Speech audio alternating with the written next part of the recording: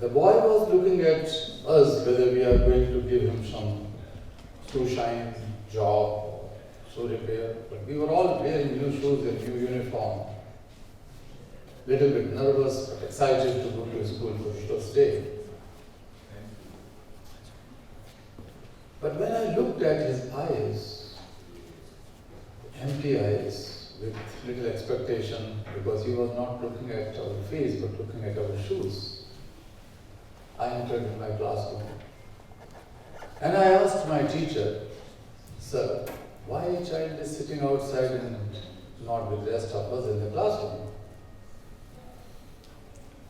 He was a little bit surprised, but he said, "Calm down, this is your first day, just enjoy, make new friends."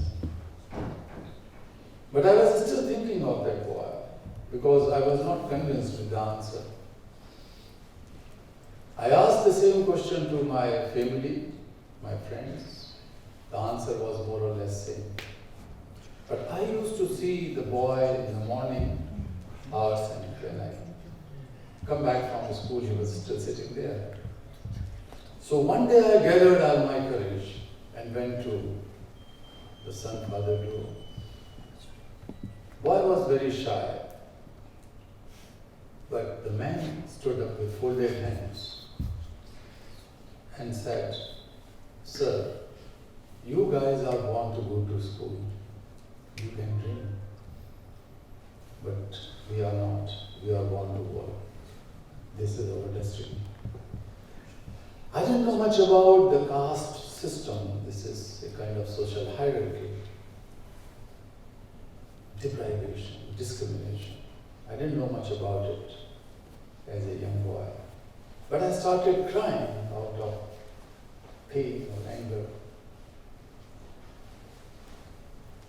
But that day gave me a different perspective. That was this cobbler man's answer, that we are born to work and you are born to dream,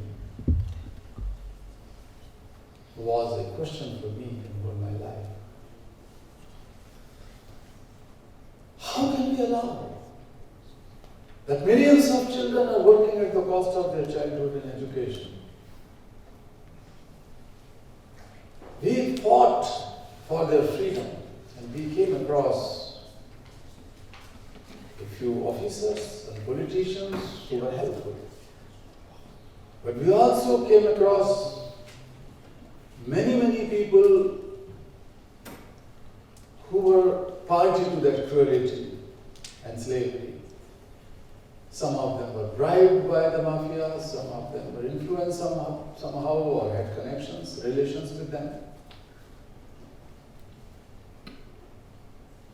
But when I grew up as an electrical engineer and taught in the university, one day I decided to give up my career, because I decided to follow my passion, my heart, thinking that my mind will follow me. But it was a tough job. My mother, widow mother, we come from humble family.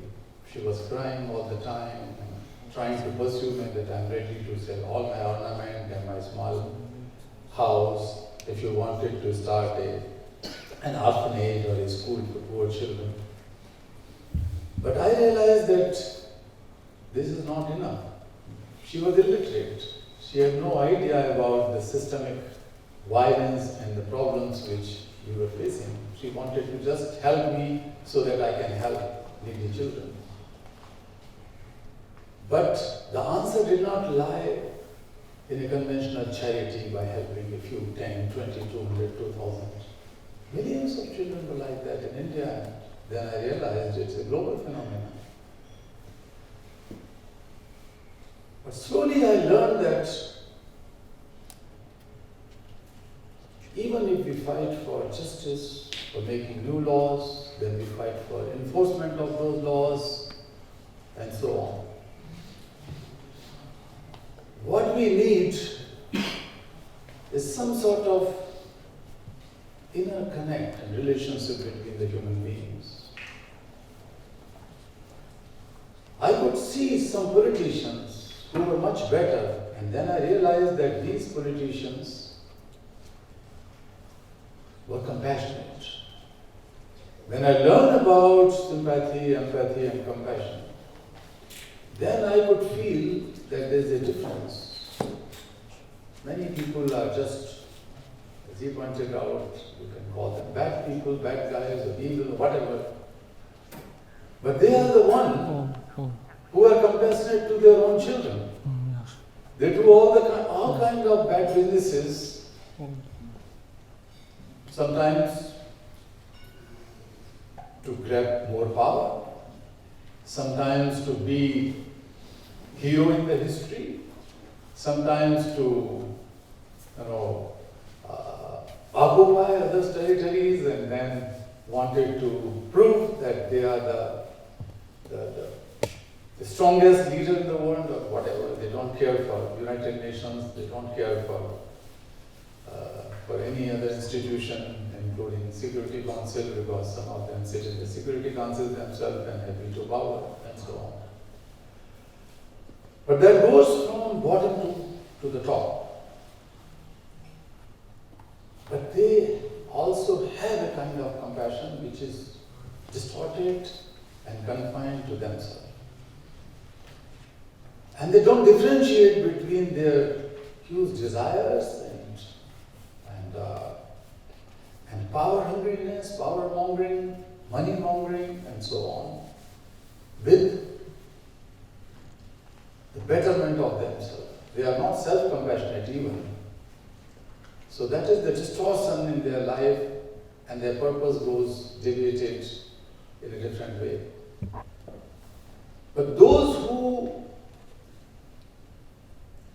feel the suffering of others and compassionate, they bring about not only the betterment but sometimes miracles in their own surroundings, in their own countries, and also globally. So why not we should, instead of just talking of compassion, try to translate this value of compassion into action. Why can't we ignite the compassion which is somehow dormant inside each one of us and confined to our own biological relations, siblings, children, mother, father, husband, wife, etc. So that is something which I learned during all these years. There were young people who were freed from slavery, but they did not stop there. They decided that they wanted to help others, they wanted to free others. And I am so proud to say that me and my organization, as I said yesterday briefly, that we have freed physically through direct actions 115,000 children and handed them over to their mothers and fathers. But thousands of them, not hundreds, thousands of them are the ones who have shown tremendous leadership. That when they went back to their villages, they decided that they are not going to leave any child, any peer, any teenager out of school, or they didn't allow to continue slavery in their communities and so on. And they have become the change makers. There was a girl, 8-year-old,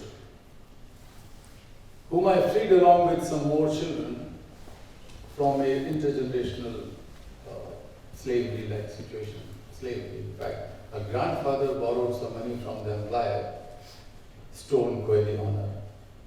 And then the second generation and the third generation had to work in mines as slaves without any freedom and without any salary or remuneration. So when, in a very difficult operation, we were bringing those boys and girls and their parents and grandparents in a truck, I took some of the boys and girls in my car and I was driving because it's a very dangerous operation. These mafias can kill us. 3 of our colleagues are martyrs now. 2 of them, one was beaten up, one was shot dead. I have injuries in all my body. My house was attacked several times. My children were always in danger, they grew up in danger. So my wife is sitting here, who was responsible for rehabilitation and education of thousands of these children as mother. Kinshu, you heard her speech yesterday, was one of those children whom we saved from child labor when he was 8-year-old or even less, 7-year-old. Lalita was here. My daughter grew up, who is sitting here in this situation when out of 3 or 4 telephone calls, 2 of the calls on landline number were threat for my life and for her life and for her brother's life. So somehow she learned how to live in these threats, where she has seen that how our colleagues were shot dead and killed, and how our offices were put to fire and houses were attacked and so on. But that did not deter us. Our children whom we freed, they became more and more resolved and compassionate to help others. So most of our full-time activists now are the ones who come from that background. Our teachers, our volunteers, they come from that background. And that is the power of compassion. In our childhood, at least I, when read about compassion, I thought that it is something which is very distant because it's so spiritual, it's so religious, it's so heavy human value, and how can we inculcate that in ourselves and in others. But then I realized that it is not so difficult. It is only to acknowledge that we are all born with that gift, God gift. We can call, I believe in God, so I can call it God gift, but it's all the gift of nature, that feeling. Now, dear friends, I talked among my friends, Nobel laureates, peace laureates in particular, also some of the global leaders, wise people, and my young friends in India and abroad. We work across 144 countries for the last 25-30 years. So I have been talking to them that how the youth should emerge as their own leaders, not in a conventional manner, not driven by the power mongering or greediness or lust or just name or fame, whatever. They should be driven by justice, the value of justice, equality, liberty, freedom. But that can come, the spark will come when they feel connected with others, issues and others' problems and suffering. And that is compassion. And I have also learned that young people are much more compassionate. They feel for others more deeper than many of us. And they should be on the driving seat. So we launched a campaign called 100 million for 100 million. The idea was that the 100 million young people should become the spokesperson of other 100 million young persons globally, across 100 countries or more than 100 countries. And we have seen the results. At least in 30 to 40 countries, these youth have taken up bigger challenges. I have mentioned 2 examples, one from Sweden and one from Germany yesterday, that how the youth in those countries have compelled their leaders, their politicians, to change some of their decisions. In Sweden, when the government has decided to decrease the ODA support for education in Africa and other developing countries, these youth came together and asked very direct question to the power, to the leaders, government, that how come you can take this decision whether Sweden has gone so poor that we have to cut these ODA support. That power was the moral power. That voice came straight from the morality, humanity, and that could not be simply put aside by the politicians. And within few days, the decision has been reverted, and 80% more support has been announced by SIDA to African children's education. That was the power of youth, but the power of compassion among young people, because they felt connected with the suffering of those who were denied education in Africa. They felt connected with those who were pushed into that situation of slavery. I was talking about the girl whom we freed. When she was sitting with us in the car, I tried to console those children because they were quite shocked because they have not seen roads and buildings and anything. And then I thought that they are still traumatized.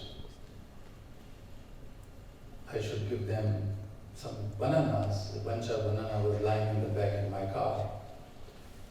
So I asked the children sitting in the back seat that please pass on this bunch of banana so that all of you can eat. They looked in here and there and the banana bunch was lying there. But they had never seen it before. I said that just send them a piece of banana, bunch of banana. So they passed it on. And I insisted that all these children should eat. So one girl picked up one banana and asked to a boy, "What kind of onion is this?" The boy said, "It's neither potato." "What is this?" "I'm talking about the largest democracy in the world." They had never seen banana. I insisted to eat. And after a while, because I was driving the car, when I looked, I noticed that some of them were just eating banana without peeling it.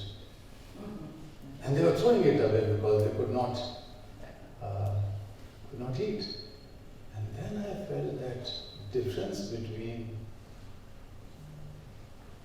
eating a banana without peeling and learning how to eat banana is hundreds of years of difference.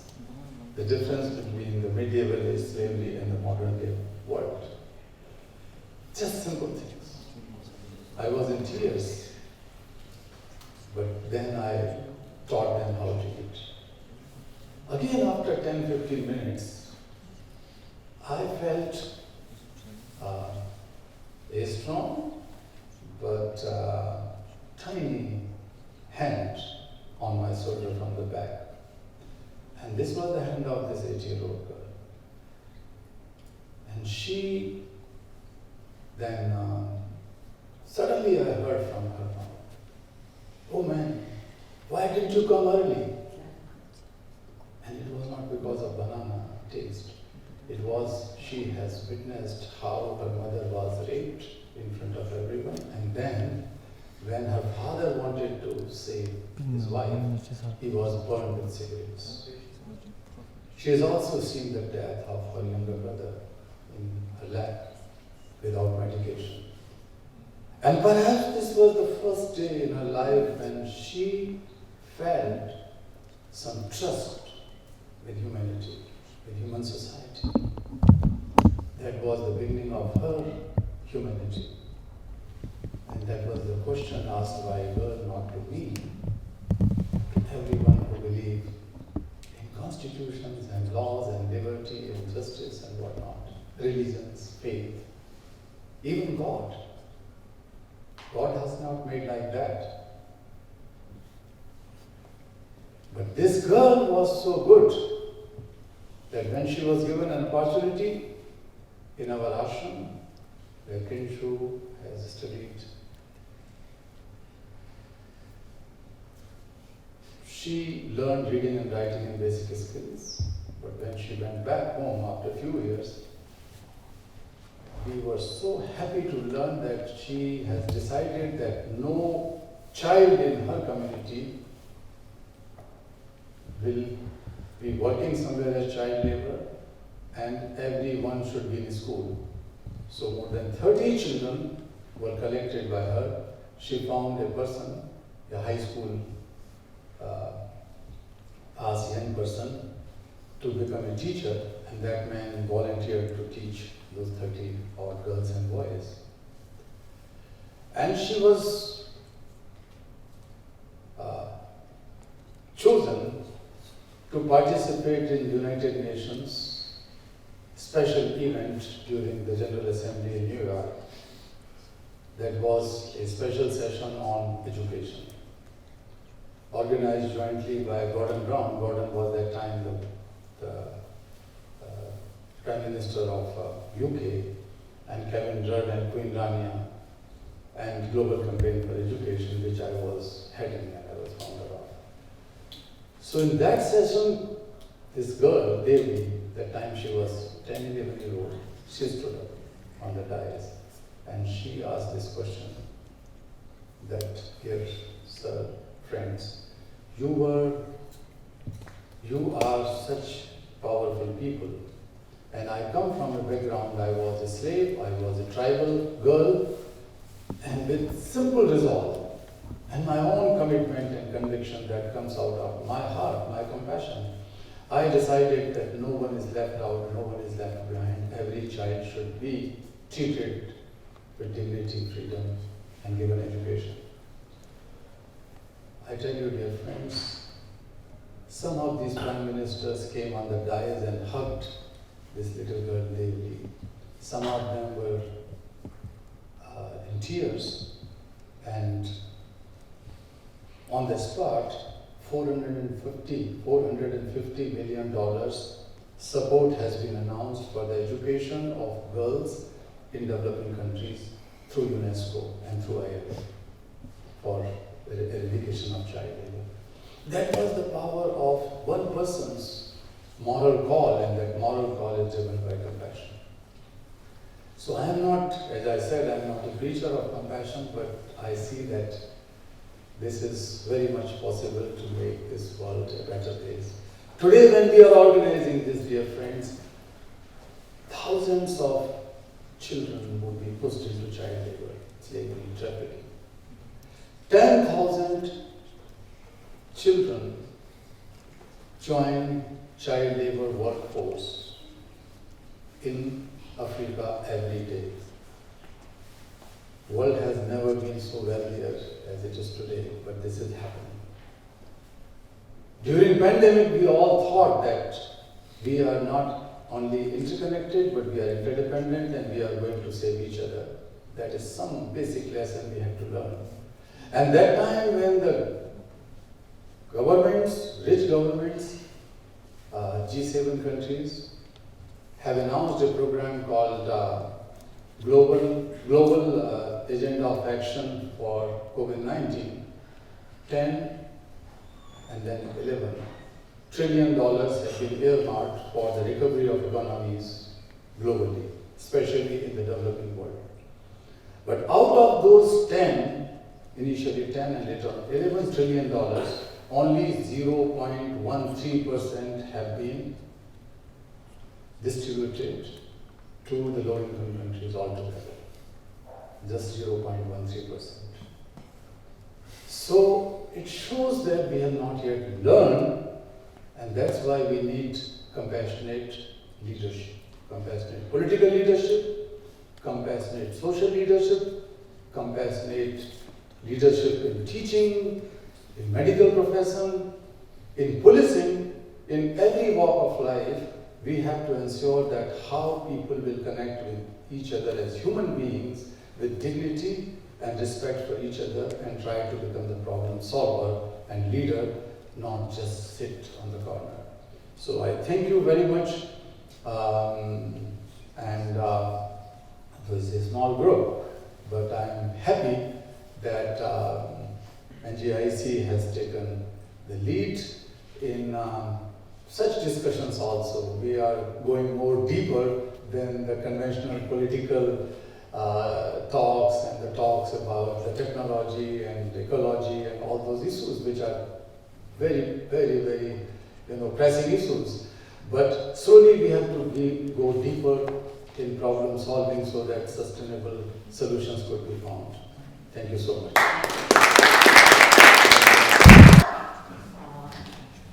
First of all, I'd like to say that I don't think we should have a panel. I think we should have a discussion. Because I wish we had done this the first day so we would have more opportunity to talk and get to know each other. Unfortunately, it was scheduled on the last day. But if the first thing I could do is ask these three men to move these chairs up here so that we're much more here with you. I want to say that I have a couple of questions for my fellow panelists, but each question I ask them is a question I'm going to ask you. Because I do want this to be not us talking to you, but you talking to us. Okay. May I ask you to sit down and go stand?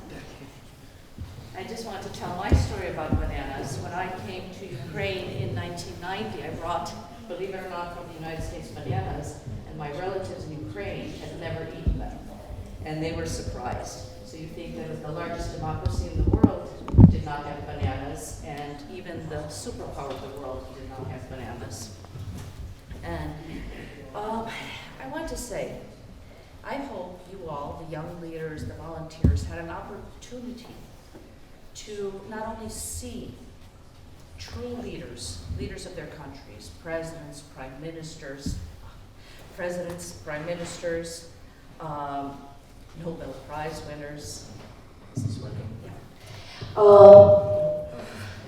But that you had an opportunity to actually spend time talking to them. I do hope you met some, because these are people who spent most of their lives working in their own countries, trying to make the lives of their own people better.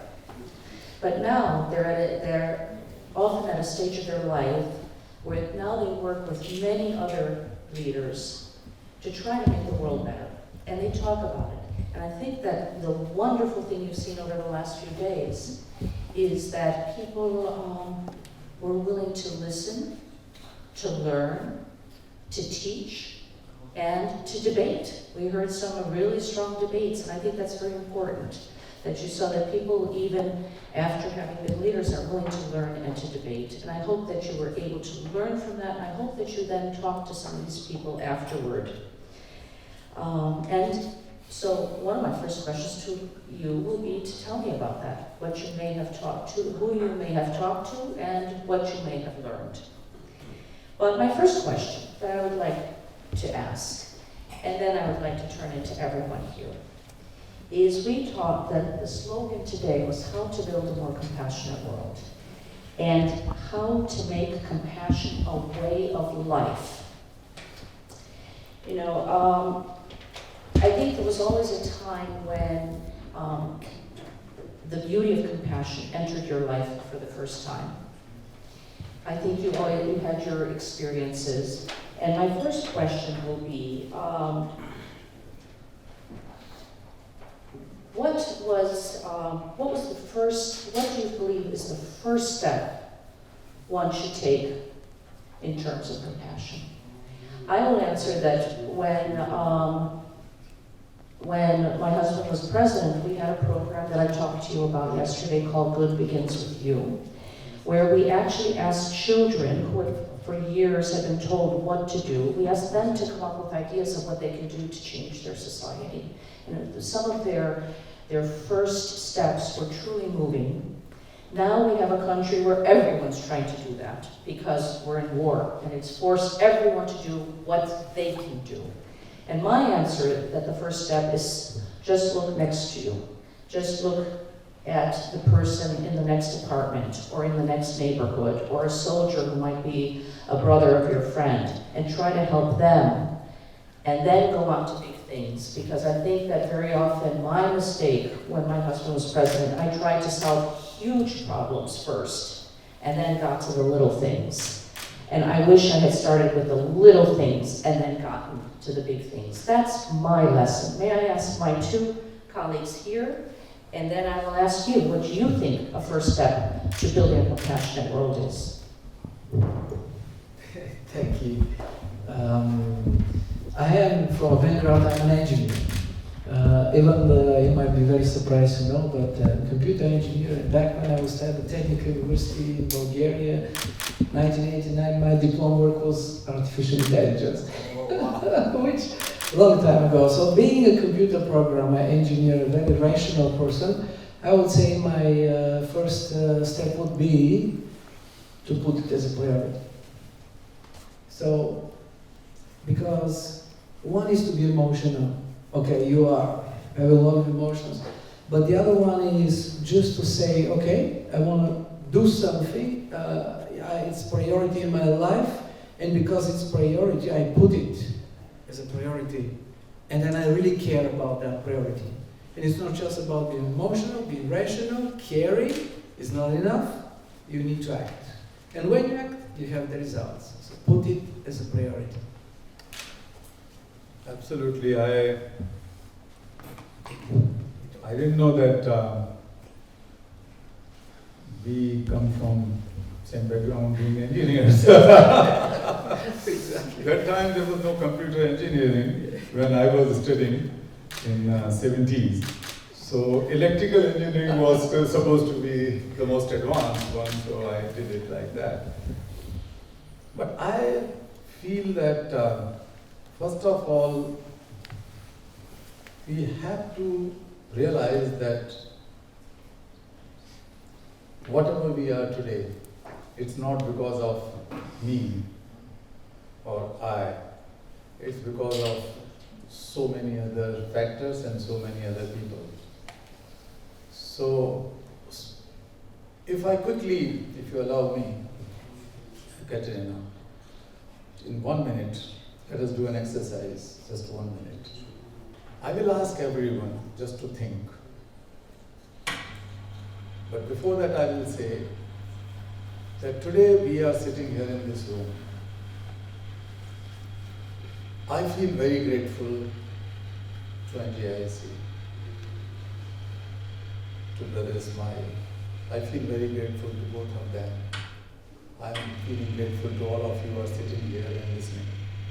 But I also feel grateful to this hotel, this room. But this room was not possible without so many workers. The workers like laborers, masons, skilled workers, electricians, plumbers, craftsmen, painters, woodworkers, those who have produced these chairs and the electricity. I would even be grateful to Edison, who has given us the idea of light and so on. So what I call supply chain of gratitude. We have the supply chain of production, supply chain of so many other things. But if we start thinking, even for today, I'm grateful to my driver who took me to old city, me and my family. I'm grateful to the cook who has served some food for me, clothes. I'm grateful to those people. So when I feel a sense of gratitude to others who are responsible for my success, for my being, for my existence, that is the beginning of an interconnectedness, but inner connect. And the moment we feel, then we become more kind, more humble, and that ignites a sense of responsibility, and in turn, the sense of compassion, that their suffering is my suffering. Their problems are my problems, because I am not, because of me, because of many, many people who supplied so many things. So my 1 minute exercise would be, if you close our eyes and think of a person, just one person or maybe two, apart from your mother and father, whom you are most grateful because you were not here in this position if they were not helping you, if they have not supported and helped you in your life. You are here because of someone. It could be your teacher, it could be your husband, it could be whatever. Someone who, your friend, relative. Just 30 seconds of this.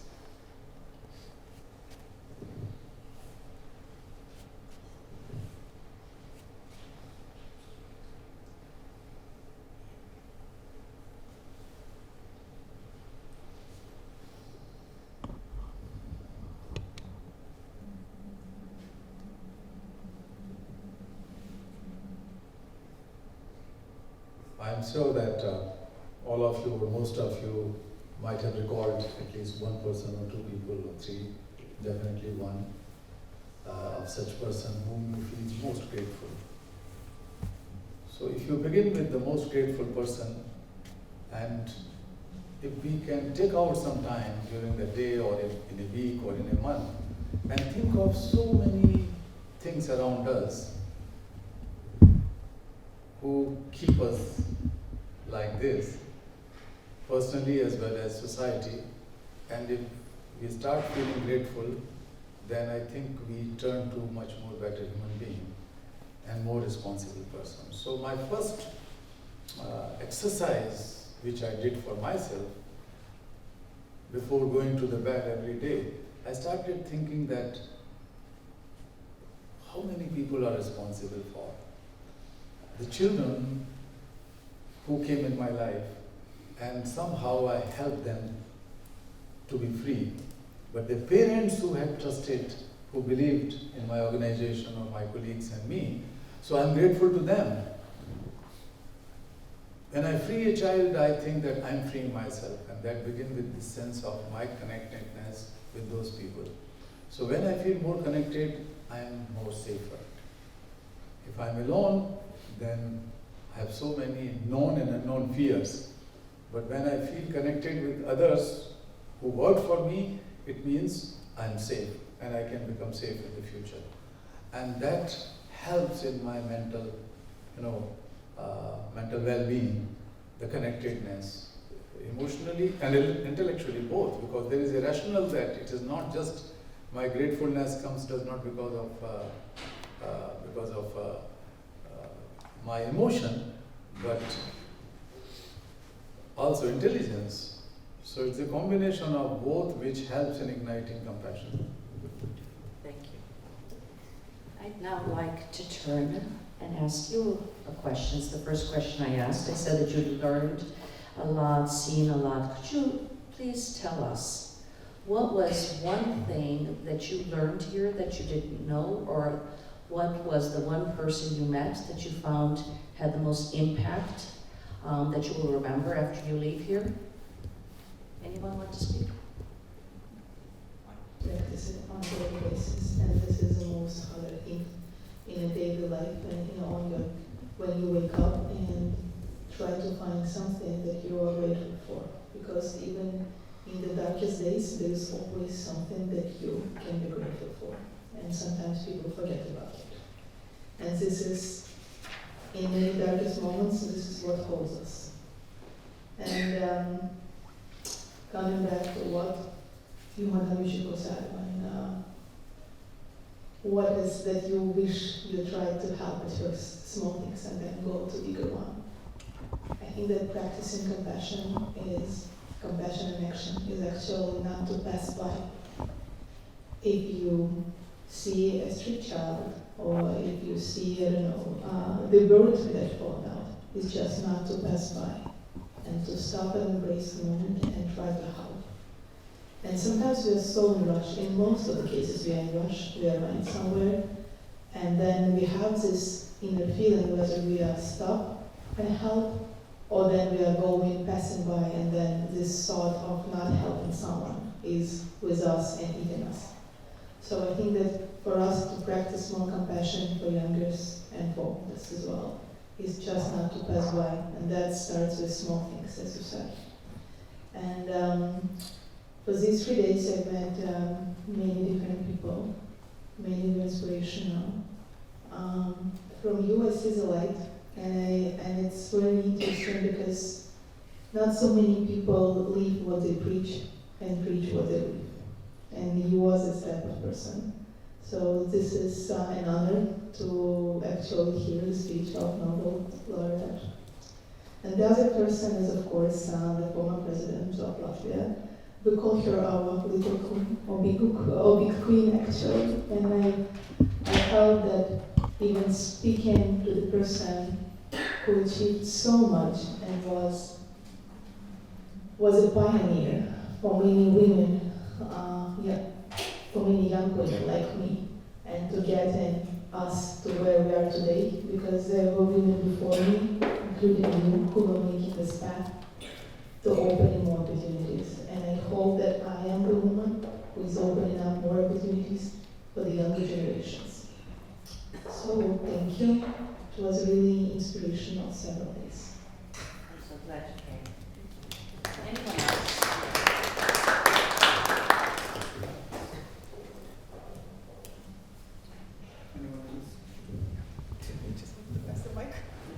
So just one thing I learned here is that there are so many challenges, and they differ as well. So you can imagine in Switzerland we have some other challenges than we have in India. But what I learned is that even if we have so many challenges, they are still correlated to each other.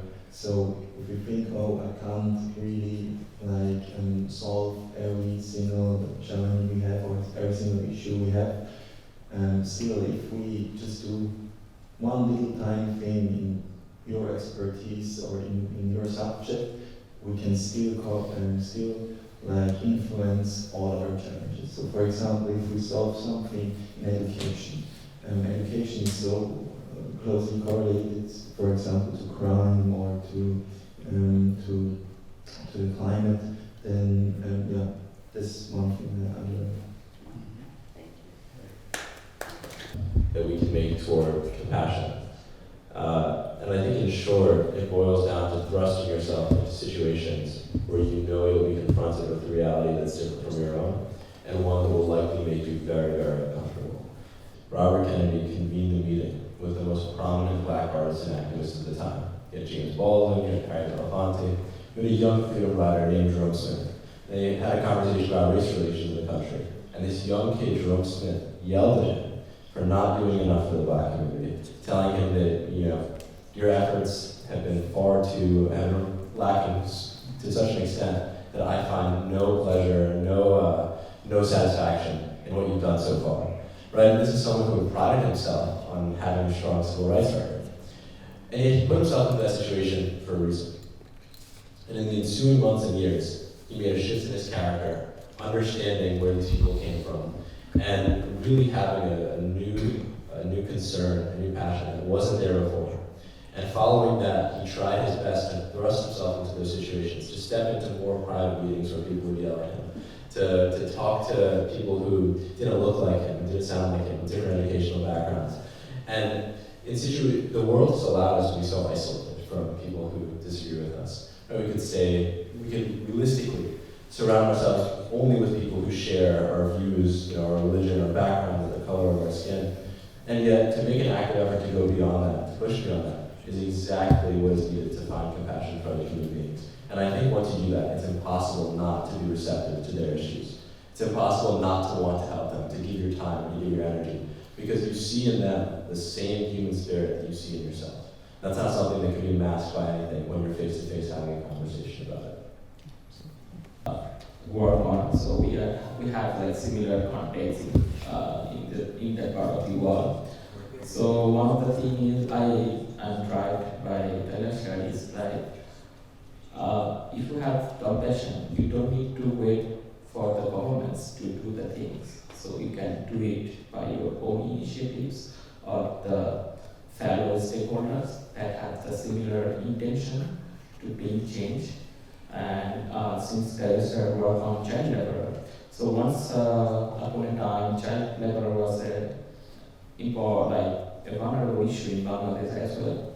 But since the movement was started in India, in neighboring countries,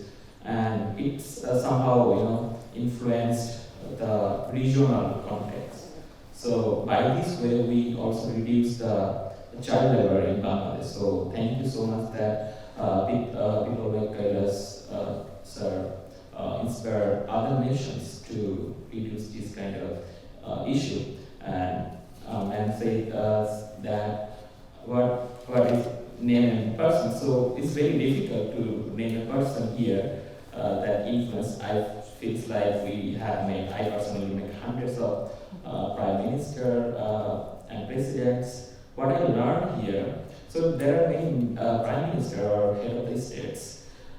In politics, there is it's often happening in the global south countries that our politicians don't know when to stop.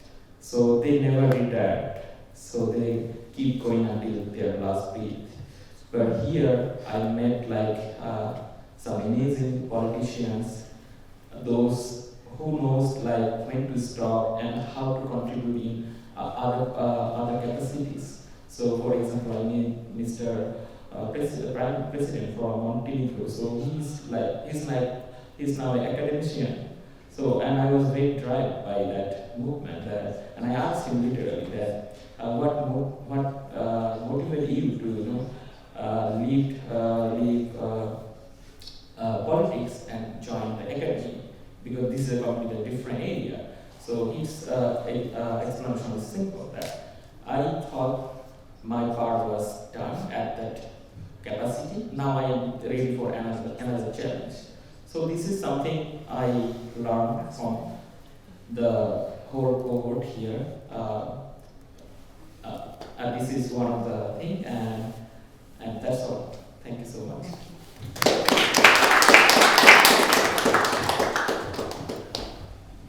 Conversations I'd heard in a long time. And I just wanted to then ask a similar question, and then I want others to ask questions of you, the two of you. Could you think back and remember one time that you failed at something that you really wanted to do? Could you tell us a little bit of what that was and how you dealt with that failure?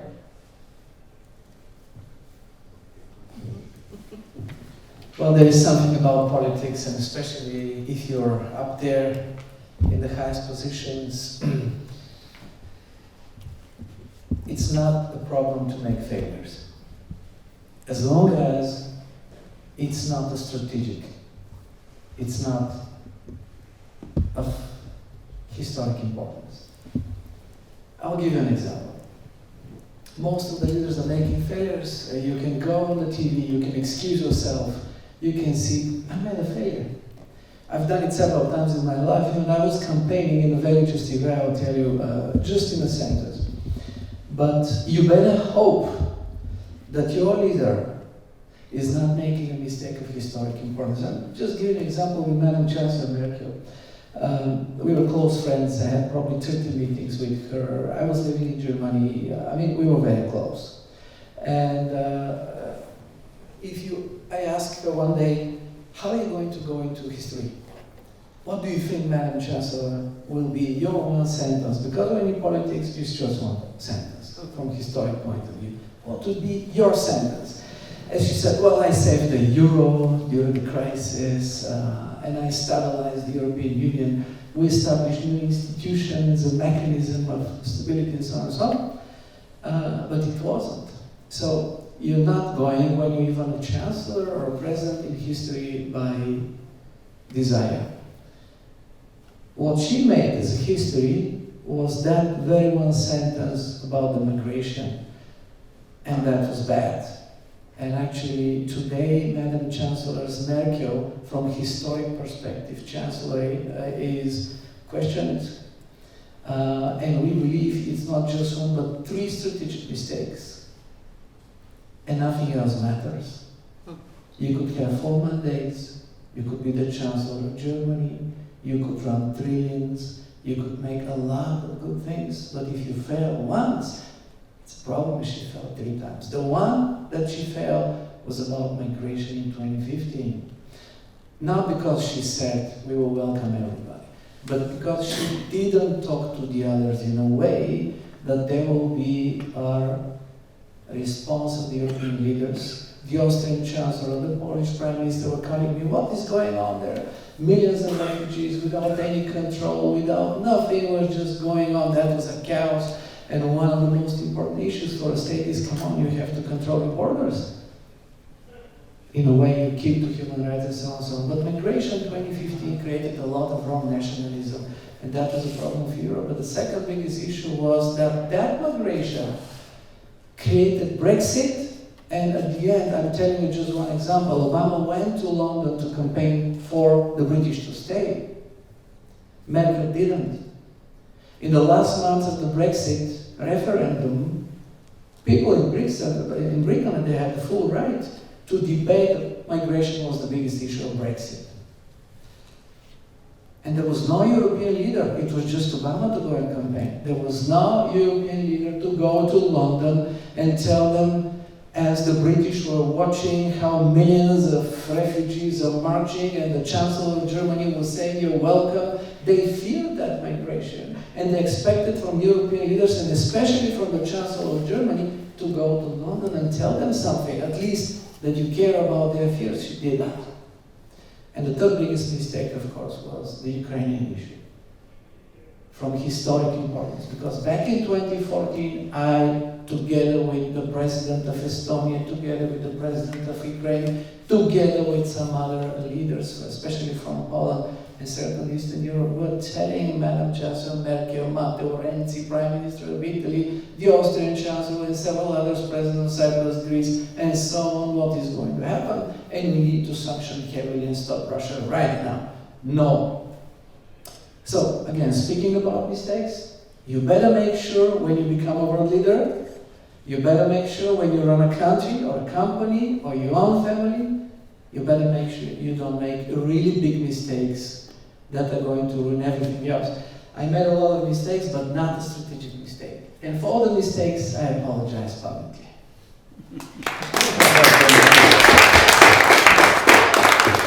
What is your sentence? Sorry? What is your sentence? You asked Mrs. Merkel what her sentence is. Yeah, exactly. She What said- is yours? My sentence is, I was a very pro-European and pro-democratic president who didn't run for power, but to serve people. And I was very proud because during my mandate, people in Bulgaria saw progress, development, and today I'm running all over the streets, no security, nothing, and everybody is telling me, thank you, Mr. President, because you served well. Excellent.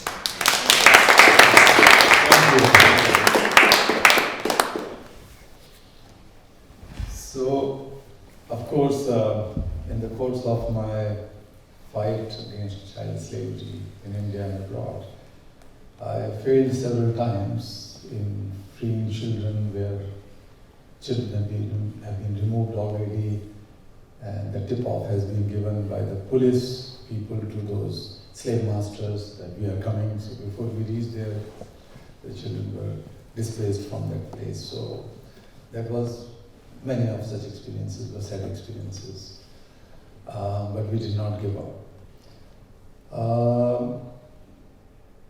Let me share one example. When we used to free children and we set up a rehabilitation and education center for them, we used to prepare them for schooling so that they could be enrolled in schools and they can join the mainstream education. So sometimes teachers or headmasters agreed for that. But it was in late 90s, somewhere in 99, an incident happened when I took a group of slavery survivors, some children who were 10, 12 years old, to a school. The headmaster suddenly became very furious and angry that you come every time and try to enroll them in school, and they are something like wretched, poor people, they don't know how to speak, and they don't have any etiquette, they are dirty people, and we are not going to put them to school. And that was a tough situation because in India, constitutionally or legally, education was not a right, a fundamental right. But I didn't know much about that. So I kept on insisting and then quarreling with the headmaster, and he called some teachers and staff from the school to throw me away. So when they were lifting me to throw me, I said that, no, don't need not to do, I'm going out. But I went out and sat on the floor. And I said that I'm not going to leave this place until these children are enrolled in school. And then I will go on hunger fast, as Mahatma Gandhi did and many other people did. Then I called my friend who was a lawyer, and he said that don't do it. They will call the police and police will throw you away because what are you doing is illegal. And there is no law which will make them to enroll the children in school and give admission. So I came back highly frustrated, disappointed. I didn't know what to do and what to do. So one idea came to my mind when my lawyer friend says that there is no law because there is no constitutional provision. So I started thinking that why can't we change the constitution? So and I was not a known famous activist or social worker at that time. I was an ordinary NGO worker. So I started talking to my friends. They said, what nonsense you are talking about? This is always, how can you think of changing constitution? You cannot even run an election for a municipal corporation, and that is not possible. I said, no, it's possible. Why can't? Because human beings made the constitution. They can amend the constitution, and we are human beings. So I started knocking on the doors of every single parliament member with a group of children, and they said that we can help you, we can give you some money so that you can run a private school where your children can learn. But constitutional amendment is a political decision which needed 2/3 majority in the parliament, majority of the deputies, parliament members, which is not possible. And there was a fractured, political situation those years when there was no single big party who was running the country. But we did not give up. So I decided that I will organize a march from the southernmost tip of India to Kashmir, to the northernmost, and then come to Delhi and try to mobilize and galvanize the mass support. And I knew, sorry, both of you are politicians, 3 of you in your own way, but most of the politicians do not, leave the interest when there is some photo op opportunity that 100 children are marching for something. The local politician will come and say, yes, we support it, something like that. So with this idea, we started march. And that went on for several months. But every day, it created ripple effect. People understood that we need right to education. The whole idea was that right to education should be in the constitution, and the amendment should be made. So some 10-15 people came on the first day, then 100, 200, 500, 5,000. When we reached Delhi, the capital, there were about 50 to 60,000 people. And on the way, 160 parliament members from different political parties joined hands. And they supported this idea for the first time that let us amend the constitution. And then when we came back to Delhi, it was a massive media coverage on the way. So Prime Minister of India and President of India and opposition leader, all three gave us time to meet and talk. In fact, the President of India invited us that come and tell what is the thing. So we said, we don't want anything for us, we want change in India's constitution. But somehow it was, this spark has gone so fast that all the political parties realized that this is such a thing which cannot be avoided. After 6 months of a long march, or 5.5 months. So in the end of the day, government itself, the Prime Minister himself made an announcement that he is willing to go for proposing an amendment in the constitution.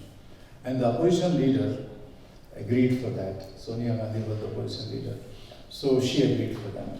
And the rest of the small political parties whom we met and talked one-on-one, I think I personally met at least 600 parliament members. We have 550 parliament members in the lower house and about 200 parliament members in the upper house. So every morning, me and my colleagues used to go and knock on the door of one parliament member and say that, look, this is the chance, you should take the lead, you should be the champion. Slowly it became. And within 6 months, this amendment was moved in the parliament and it was unanimously adopted and India has changed its constitution. That's amazing.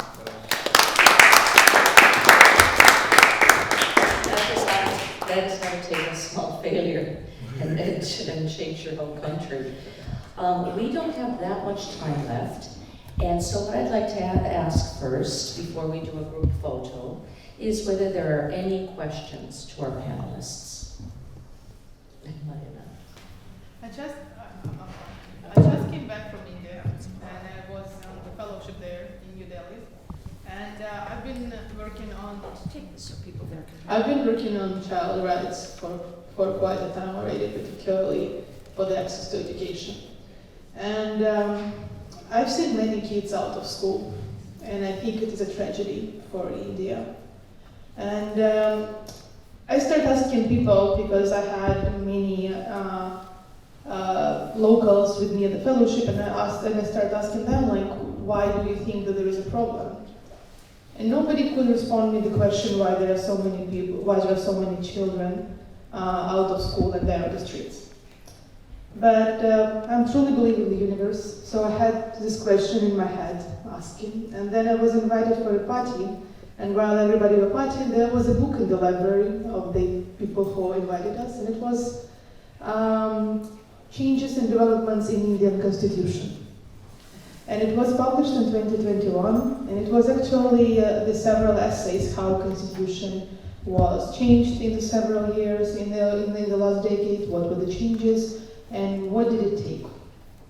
And there was a section on early childhood development, and I'm sure you know that you in your country have two ministries of mother and development and Ministry of Education.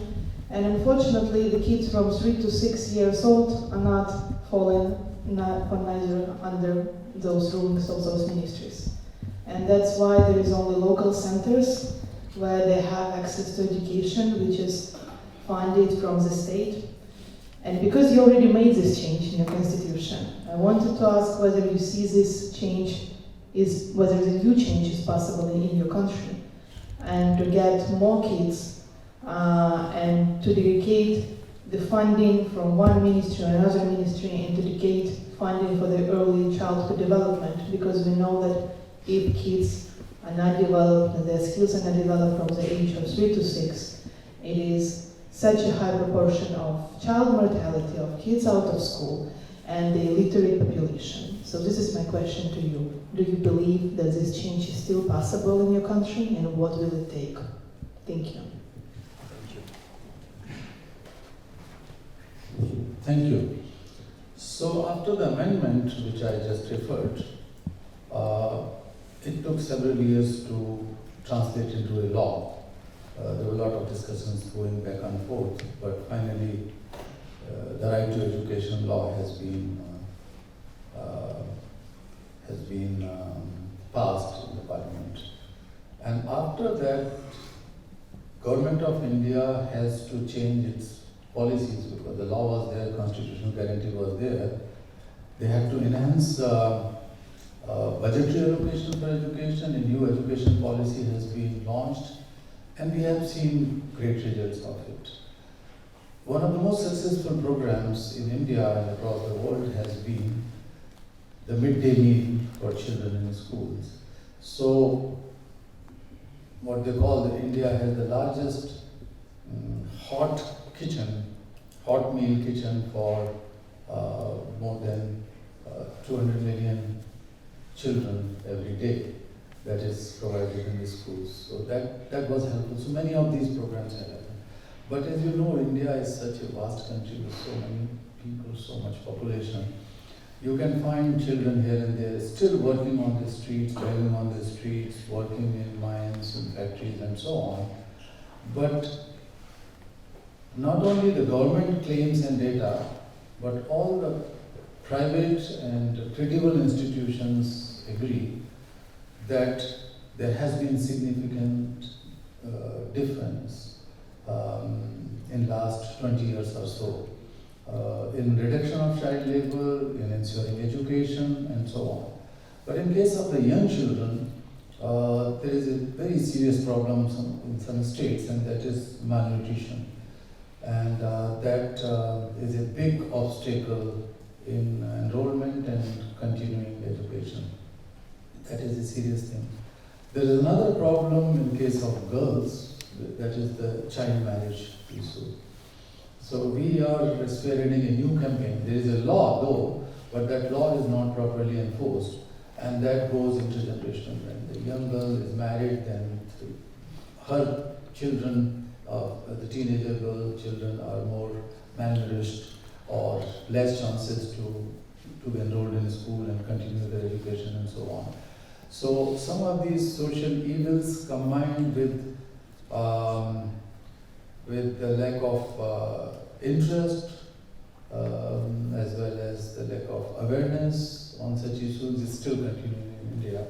But I am quite hopeful and confident that this will be solved sooner or later. India is gradually becoming more, I would say, the growth rate is definitely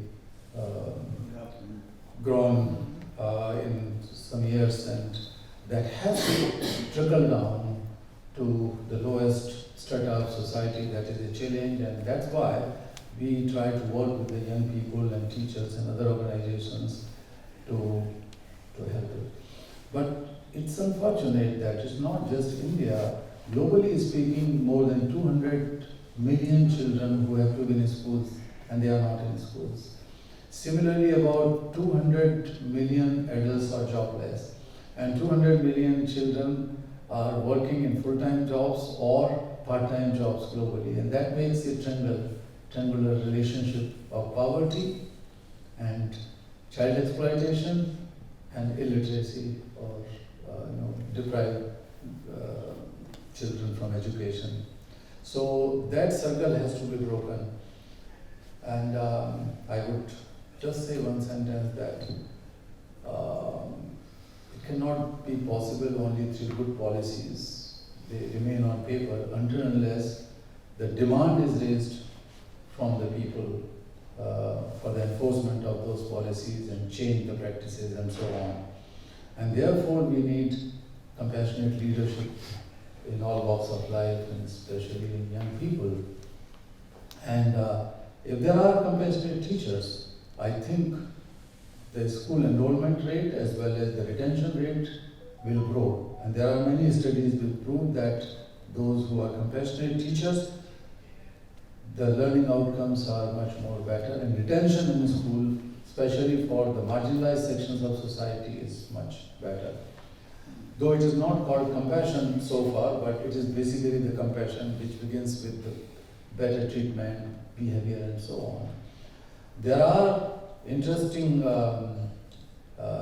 researches in Harvard and Johns Hopkins and some places like that, which prove that the kindness or some sort of good behavior of doctors, medical professionals with their patients help in fast healing and less number of hospitalization. So that is very clear. The one interesting thing happened in Johns Hopkins when they did a study some years ago and asked their doctors to just spend 30 seconds with a patient and repeatedly tell at least 2 times that don't worry, I am with you, I am with you. Just 2 times I am with you in those 30 seconds. So those doctors who were much more professionally I would say qualified in their specialized subjects, they could not do those miracles which less qualified doctors with their empathetic behavior or compassionate behavior have been able to achieve. And in a number of places, not only in Johns Hopkins but in other hospitals, they did the same experiment with the doctors, that how it has reduced the number of days of hospitalization of patients from all levels. Accident, the patients who were survivors of accidents, but also others who were having the diseases like cancers. So healing was much more faster. So that is the case of police. In case of when police is cruel, then it is very difficult to dig out the truth and to prosecute properly and get the information so fast. But those who are well-behaved policemen in some countries and they talk to the alleged offender, then they can get the truth faster, and that will help in solving the case and lead towards justice. So at every level, if we are able to build the compassionate leadership, we can find the solution, and education is the key area where we can start more intensely and invest more on it. Thank you. May I ask for a few words, Dr. Satyarthi? Because I was very concerned about the development of countries. And while writing my PhD thesis, I said, no. I remember telling my professor, everything taught us is wrong. He said, Satyarthi, that's fairly sweeping statement. Would you care to elaborate? I said, yes. The heart of development is not finding capital. It is human capital. Education is central to development. And I wrote my thesis on the contribution of education to development. Lots of mathematics, but that's not the point. Now, the main point as I started my career at the World Bank is in the education department. I very quickly moved to management. And I was very concerned about a lot of things, about how we can move from trying to talk to governments and tell them, you have to do this for the people, to shifting the paradigm and empowering people to rise from the bottom. And I was moved specifically by a number of experiences. I was among the first to do environmental projects, gender support projects, and so on. But I was moved by the microfinance and the experiences in Bangladesh, both of Grameen, of BRAC, Bolivia, there was Action, but in India, in particular, there was SEWA, Self-Employed Women's Association. And I was struck, I attended meetings with them. 3 things struck me about these microfinance things. They were primarily that the people who had taken these micro loans and dealt with themselves had an enormous self-assurance and dignity. They talked to senior government officials, the governor and the mayor and so on. They didn't care even they were very poor people. And I had a meeting with, I remember very well in the Kuch, India, with the Sewa people, and they were all very happy. So I asked them a question, all the women who were there, and I said, how is your relationship with your menfolk after that you have now become part of Sewa, they're getting money. And so I said, oh yes, they respect us a lot more when we have our own money. Now they come and try to borrow from us. But then here's the essential question. You asked what is a moment which really affected your life, and that was one of them. And I asked one of the women, I said, you know, what is your ambition for your daughter? And she said, education. And I went around, and they all supported, I want my daughter to be educated. And then I asked that question, I said to the lady, what was your ambition for your daughter before you came to COA and you started having that level of self-confidence? And she said, I would have been to find her a husband who wouldn't beat her. Now think of the mental shift that occurred when you empower women. And now we know, of course, that education is a primary course. If these women are withheld from school, never go to school, etc., they will still remain locked into that way of thinking that the best thing I can do for my daughter is to find her a husband that doesn't beat her, I mean, as opposed to she may become Prime Minister of India. After all, Indira Gandhi made it. So, I mean, there is some of that. So what did I do to change my life? I organized a global summit. I went to Boutros Ghali and I said, you know, you organized many summits in the UN, but you didn't organize one for microfinance. And I went to the World Bank and I said, you know, you can't say we lend to all the banks, we lend to many development finance institutions in the countries, but not to the people's banks, the poor banks. They are not included. I created a new institution called CGAP, a consultative group to assist the poorest. And I got all the donors, Sweden and Norway and Canada and so on, and USAID as well, to say we have to all support funding for microfinance. Because these people go out into the villages. They don't wait for people from villages to come into the banks. We have been funding the banks only, but we've never funded people who go to the villages to bring them financial services. And I had a technical advisory committee of the practitioners. And I'm happy to say, although I've left the bank 25 years ago, CGAP is still going strong. So it was moved by that moment from that very poor woman who said to me, you know, before I had my self-confidence and my ambition for my daughter to be educated, at best I would have thought of trying to find her a husband who wouldn't beat her. That was my moment of change.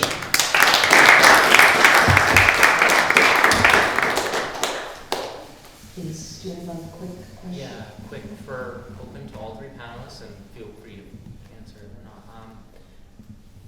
What is an insecurity that you deal with on a daily basis, and how do you try to address it? Second question, if one or the other, what's recently been a bad behavior that you've excused, and why? So either one of those.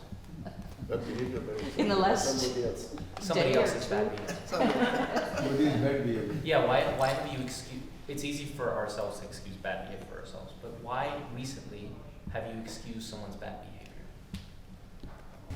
Or even attacked me. I did not spend my money and time to revert in the same manner, to hate or waste my time in taking revenge to that person. I thought that this person is suffering. If he's misbehaving with me or with others, that is inner suffering. Because he is driven by some of those evils or some weaknesses. He is suffering in himself, he is in pain.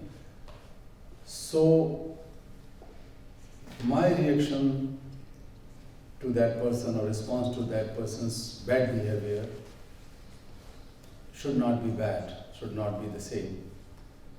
I think that I should connect with him as if I was behaving in the same manner, what should happen, it should not happen like that. Because I am suffering due to something, that person is also suffering due to something.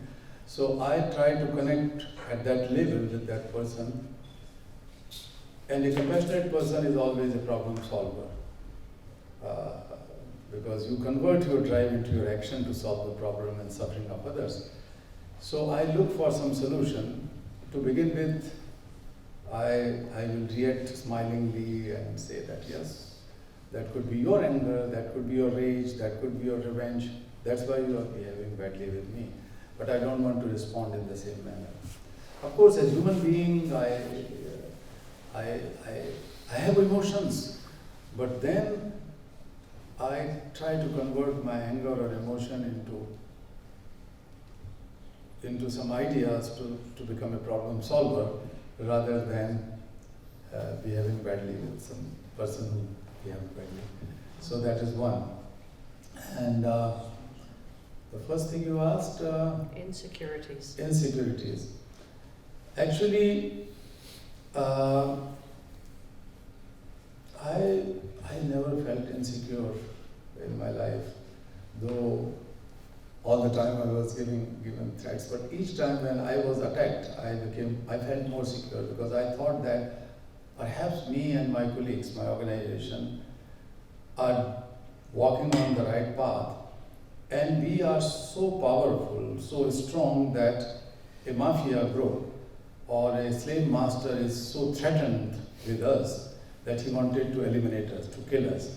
So he is weak, that's why he wanted to kill me or my colleagues, and I am strong. So I should feel happy about it and insecure about it. And that person is insecure who is trying to attack on me, because he feels that perhaps his business using child slaves would be ruined, or he may go to jail because of my effort. So he is feeling more secure. If so many people feel insecure, why should I feel insecure in myself? And secondly, I have a deeper sense which is driven by the holy book Gita in India, and it says that nothing can kill you, you are divine, the soul is divine. Only the body could be killed, but not the soul, the spirit of someone. And in more practical terms, nobody killed my resolve. Nobody can kill my soul and my compassion and my consciousness until the body is here. They can kill my body, but we in India have the philosophy of immortality and infinity and timelessness, universality. So the human soul is immortal. That is so deep in my heart that I think that nobody can kill me. So why I should feel insecure? One sentence on each of those questions. Your insecurities and, please, what was it? And what's a bad behavior you've recently dismissed? Just in one sentence each. Well, I'm a happy person, having a very good life, and if that's the case, you shouldn't hide it. A beloved husband, wonderful children. I have a very nice career working in the US, I'm working in Germany, in Israel. I travel a lot, I see a lot. I contact very wise people I can learn from. So I'm a happy person. But insecurities, I feel, are on a global level. Putin is bombing nuclear power station in Ukraine. The biggest nuclear armed nation in the world is threatening all of us. Trump might be coming back. I was really hating Trump from the day one. I was even an acting president. I looked at his meeting. I followed his speech 45 minutes and I said, oh my God, I want to throw the window and the TV. How can such a bad, egoistic, liar, racist, would the President of the United States, is he coming back? I fear that insecurity. I feel insecure about egos, about people who think about themselves, people who know I can fix my family, my problems, who believe they know everything, who are not curious, and who are not open-minded. Speaking about bad behavior, I saw a lot because in my country, I was very anti-Putin, anti-Russian president, and in Bulgaria we have a pretty strong media presence and so on of Russia. I was attacked heavily. I can tell you a lot, so I saw a lot of bad things. But then I decided that you don't throw a stone to those who are trying at you. And today I see a lot of bad behavior. That's probably a mistake because I myself isolated from bad energy. I look at what's positive, what you can build up, and I try to sleep with my clear conscience every day. But I see a lot of bad behavior in the social networks. I cut myself. I'm not in Facebook. I'm not in Twitter. I'm not anywhere in the social networks because of the negative energy coming out of there. I can't control it. I want to look people in their eyes. I want to talk to him. I want them to talk to me. And I want to see humans. Even my diploma work was artificial intelligence. And my last word here is that I see my second son. My biggest son you saw is wiser. But my second son, a teenager, 10 years, 16 years old, is confronted every day with very bad behavior in the social networks. I see it. I don't do much about that. I don't confront him. I'm not a good parent. I have to see how to change that.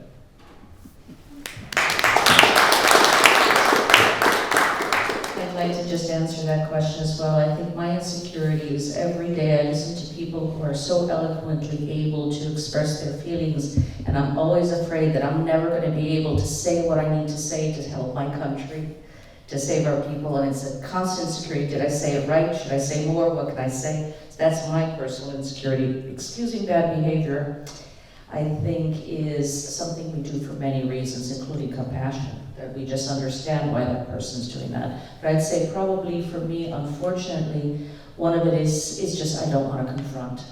So instead of confronting someone about it, I find it easier to just turn around and ignore it. That's not good, but I recognize that. So I think that we're supposed to take a group picture, Maddie, is that correct? That was in our program? Is there a camera? Okay. Then I think it's supposed to be here with that beautiful sign. And while everybody's is lining up for the group picture, I just want to thank you all. I want to thank all the volunteers for, I know, strenuous physical work. Probably not everyone was very nice to you because you had to tell them what to do and they didn't like it. So I want to congratulate you on achieving that and thank you for your activism. And to all our young leaders, I have to say that every year what I wish of my young leaders is I could spend 3 or 4 more days with them just talking. So I really loved it. I truly hope that we can stay in touch, Zoom calls or meetings, and get to know each other.